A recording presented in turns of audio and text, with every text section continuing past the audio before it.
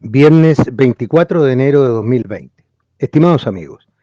en el día de ayer se consumó el segundo acto de la obra puesta en cartelera por los políticos, al aprobarse la acusación constitucional en contra del intendente de Santiago por la Cámara de Diputados.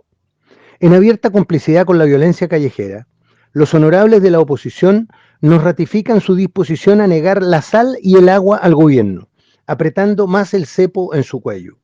Lo destacable es que la hipocresía acostumbrada ha ido dando paso a la desfachatez, como lo vimos en el diputado demócrata cristiano que antes de votar señaló a la prensa que aún estando en desacuerdo con los fundamentos constitucionales de la acusación, igual votaría a favor, porque el gobierno no había acogido una indicación de su bancada para un determinado proyecto de ley. O sea, no le importa si la acusación es injusta, pero la usa para castigar al gobierno por no subordinarse a sus deseos.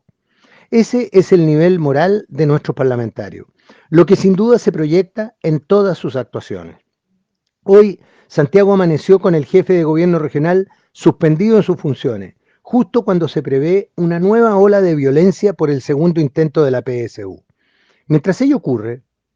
los chilenos debemos soportar la intromisión del prevaricador juez español Baltasar Garzón, quien se pasea por la capital visitando a supuestos lesionados por perdigones de carabineros, descalificando el trabajo del Ministerio Público y dando recomendaciones al gobierno sin que la sociedad reaccione ante su arrogante entrometimiento. Por supuesto, nadie se ha atrevido a manifestarle que no es bienvenido, como habría sucedido si proviniese de una corriente ideológica distinta, razón suficiente para generar una ola de protestas y funas. Cuando este odioso individuo se canse de darnos lecciones de superioridad moral, se irá por el mundo difundiendo las mentiras que todos sabemos, en directo apoyo al golpe de Estado en desarrollo. Ante su fama en el mundillo de los derechos humanos, capaz que antes de partir sea invitado a un cafecito a la Moneda, por si acaso. Pero el tema de los jueces no acaba con la visita de este infame neocolonialista español. En una entrevista a CNN, el destituido exministro de la Corte de Apelaciones de Rancagua, Emilio Elgueta, reconoce que sus fallos en casos de derechos humanos siempre fueron marcados por su pasado político de izquierda. Entre otras gracias, menciona el caso Frey, el caso Víctor Jara y el hecho de que siempre aumentó el monto de las indemnizaciones. Este gravísimo mea culpa se suma al que escuchamos del ex juez Alejandro Solís, quien hace algunos años reconoció ante las cámaras que había fallado basado en ficciones jurídicas e incluso sin haber visto jamás al inculpado. Estas declaraciones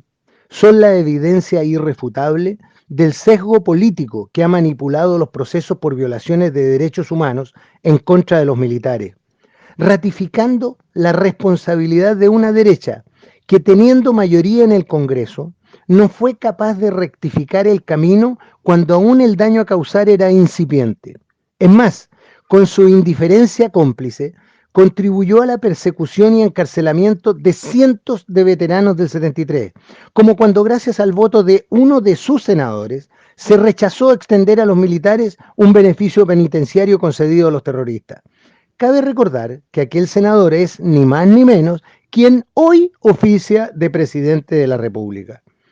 En medio de la desesperanza que cunde en la sociedad democrática, circula por las redes un llamado directo a la intervención de las Fuerzas Armadas, en el cual un señor de apellido Vigdorsky trata poco menos que de traidores a los militares por permitir lo que está ocurriendo con nuestro país. Comprendiendo su angustia y compartiendo su preocupación por la destrucción de nuestro Chile, cabe recordarle que durante más de 40 años la sociedad chilena ha permitido una vengativa persecución en contra de los veteranos del 73, orquestada y amparada por los mismos políticos que ella eligió y a quienes jamás le exigió que pusieran fin a la cobardía revanchista. Gracias a la pasividad de tantos, esos pocos que salvaron a Chile pagan hoy con cárcel su fidelidad a la patria y su lealtad a sus compatriotas.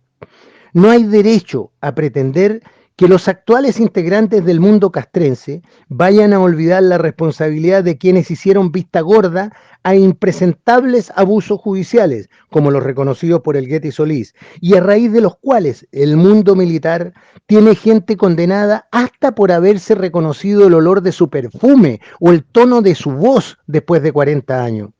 Hoy, cuando el peligro vuelve a acechar y la red de falsedades extendida por la subversión va quedando a la vista, la sociedad debe tomar conciencia de la magnitud del engaño hacia la participación de las Fuerzas Armadas en los hechos posteriores a septiembre de 1973. Si no lo hace antes que sus cobardes representantes suscriban la ley del negacionismo, estará validando las falacias difundidas en el presente acerca de los cientos de pérdidas oculares, violaciones y secuestros atribuidos maliciosamente a Carabineros. No es posible que esta misma sociedad pretenda sacar otra vez las castañas del fuego con la mano del gato, porque para su desgracia, el gato aprendió la lección que ella misma le enseñó. Por muy asustado que esté el señor Vigdowski, es inaceptable que trate de cobardes o indignos a los militares, porque no salen a solucionar el desastre causado por los propios civiles. Es tiempo de que dichos civiles demuestren que son capaces de recuperar su confianza, siendo fieles a Chile, votando masivamente por el rechazo en el plebiscito de abril. Soy Patricio Quilot.